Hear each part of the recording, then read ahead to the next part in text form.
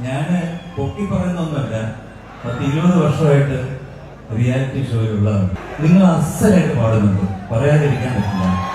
Last പാടിയ മന്ദാര ചെറുള്ളവര് അതിമനോഹരമായിട്ട്, അതൊരു കൊട്ടാരക്കരയുടെ ഒരു സംഭവമാണ്. കൊട്ടാരക്കരയുടെ സംഭവമാണ്.